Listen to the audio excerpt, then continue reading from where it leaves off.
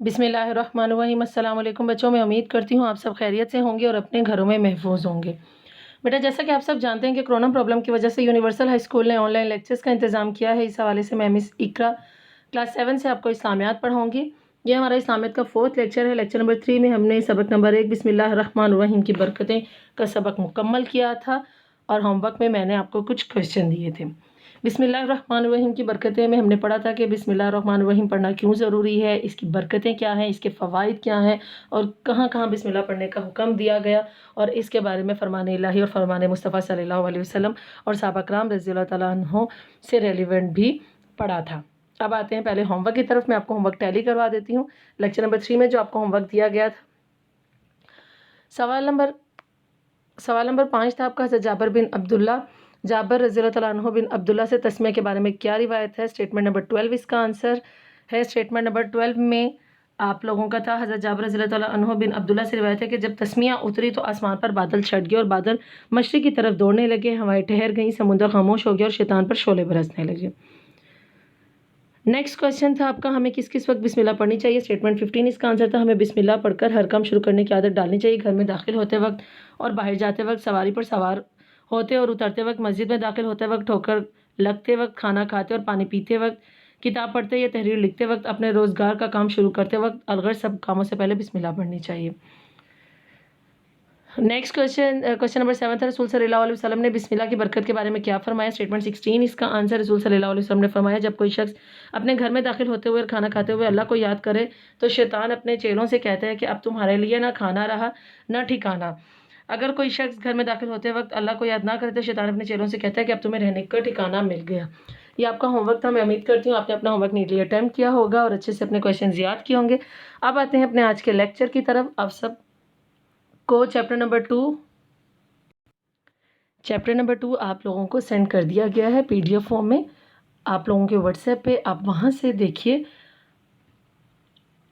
आज हमने पढ़ना है सबक नंबर 2 कुरान हकीम। पेज नंबर 2 पे ये है जो कि आपको सेंड किया गया है, जिसके पीछे इसकी 6 स्टेटमेंट्स हम पढ़ेंगे। कुरान हकीम में हमने कुरान पाक के बारे में पढ़ना है कि कुरान पाक कब नाजिल हुआ, किस तरह से नाजिल हुआ, कितने अरसे में नाजिल हुआ, इसकी तरतीब क्या है और इसकी वही कहाँ नाजिल हुई। ये सारी डिटेल्स हम इस चैप्टर में पढ़ेंगे। पहले मैं रीडिंग करूँगी, उसके बाद आपको डिटेल समझाऊँगी।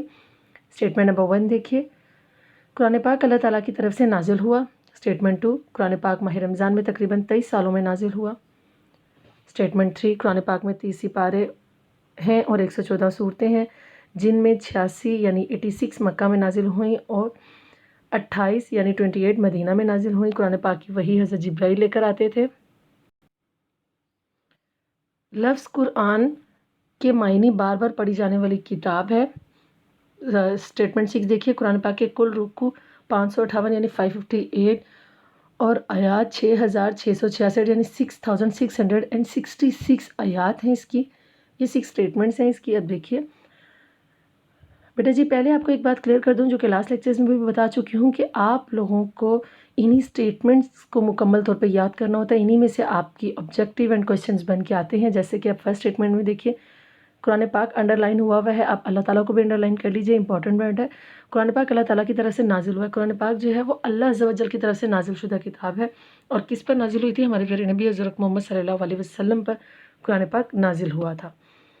कुरान पाक माह रमज़ान के महीने में नाजिल हुआ था और तकरीबन, एग्जैक्ट नहीं लेकिन तकरीबन 23 सालों में कुरान पाक नाजिल हुआ था। यानी 23 साल का अर्सा लगा था कुरान पाक के नाजिल होने में।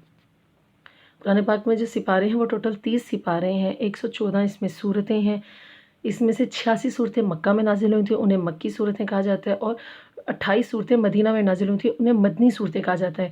आप जब कुरान पाक पढ़ते हैं, कुरान पाक की तिलावत करते हैं, तो आपने देखा होगा कि सूरतों के ऊपर लिखा होता है मक्की या सूरह, मतलब जो भी सूरत है उसके साथ मक्की या मदनी या इस तरह से लिखा होता है। तो उसका मतलब ये होता है कि वो सूरतें जब हज़रत मोहम्मद सल्लल्लाहु अलैहि वसल्लम मक्का में थे और उस वक्त जो सूरतें नाजिल हुई तो वो मक्की सूरतें हैं, और जब हज़रत मोहम्मद सल्लल्लाहु अलैहि वसल्लम मदीना की तरफ हिजरत कर गए और उस वक्त जो सूरतें नाजिल हुई वो मदनी सूरतें हैं।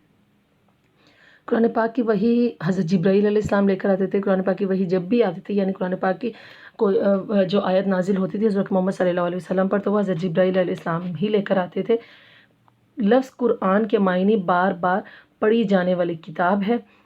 اس لیے اسے قرآن کہا جاتا ہے کیونکہ یہ سب سے زیادہ پڑھی جاتی ہے، دنیا میں سب سے زیادہ پڑھی جانے والی کتاب قرآن مجید ہے، تو قرآن کے معنی بھی بار بار پڑھی جانے والی کتاب ہے۔ قرآن پاک کے کل رکوع 558 یعنی 558 ہیں اور 6666 قرآن پاک کی آیات ہیں۔ یہ بیٹا جی آپ نے 6 کی 6 اسٹیٹمنٹس یاد کرنی ہے، ورڈز اس میں انڈر لائن ہیں، یہ آپ کے لیے امپورٹنٹ ہے فار یور آبجیکٹیو۔ اس کے علاوہ آپ کے کویشچن ان ساری اسٹیٹمنٹس میں سے بن کر آ سکتے ہیں، جیسے کہ آپ کو ہمیشہ بتایا جاتا ہے، تو آپ نے اپنی ساری اسٹیٹمنٹس کو ساتھ ساتھ یاد کرنا ہوتا ہے۔ اب آتے ہیں آج کے ہوم ورک کی طرف، جو کہ آپ کے اس لیکچر سے بنائے گئے ہیں، لیکچر نمبر 4، کیونکہ ہمارا لیکچر 4 ہے تو اوپر لیکچر 4 کی ہیڈنگ دیجیے، اسلامیات جماعت افتم۔ کویشچن نمبر 1 نیکسٹ چیپٹر کا یہ فرسٹ کویشچن ہے، اس لیے کویشچن نمبر 1 قرآن پاک کا بور کتنے سالوں میں نازل ہوا؟ اسٹیٹمنٹ 2 اس کا آنسر ہے۔ قرآن پاک میں کتنے سپارے اور کتنی صورتیں ہیں؟ اسٹیٹمنٹ 3 اس کا آنسر ہے۔ قرآن پاک کی وحی کون لے کر آتے تھے؟ اسٹیٹمنٹ 4۔ قرآن پاک کے کل کتنے رکوع ہیں اور آیات ہیں؟ اسٹیٹمنٹ 6 اس کا آنسر ہے۔